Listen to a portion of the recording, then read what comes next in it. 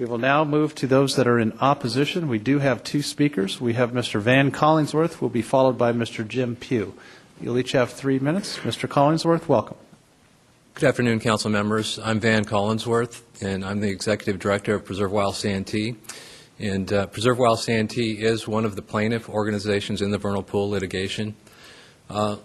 First off, let me say that we definitely appreciate the work that the city has done on this issue, and we are appreciative that the council seems poised to move the HCP process forward today.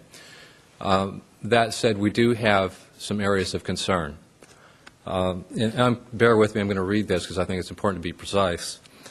We request that the City Council amend today's action to exclude the interim process referenced in the planning agreement and the 2012 expiration date that would allow projects with vernal pool impacts to proceed after 2012 without an HCP.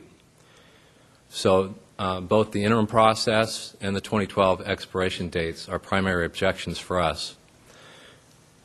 It's our concern that until significant progress is made to identify both the preserved lands and the funding source to implement management, that the interim process itself would become the de facto process, rendering any eventual HCP and its funding an afterthought. Let me take a few examples which I believe support this position.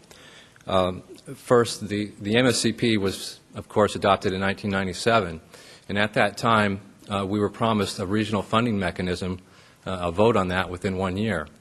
Of course, we still haven't had that vote, and we do not have a regional funding mechanism. Second, in terms of lands that have been set aside and that there is management endowment for, there's little evidence of management that's being taken place. And I want to give a personal example of this. I discovered vernal pool damage on a parcel in East Elliott, notified the Fish and Wildlife Service and the city about that. I'm still waiting probably over a month to find out if there might be a possibility of remediation for that site. And then another personal example of a problem with the interim process. In Santee, we've had 13 years of an interim process, 13 years. So 7 years ago, Santee exceeded its 5% take allowance. So basically what has happened is the interim process has become the process.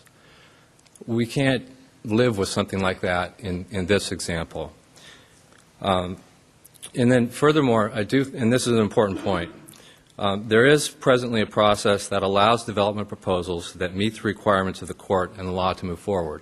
So there have been projects that have been moved forward during this period of enjoyment, and we think that possibility can continue.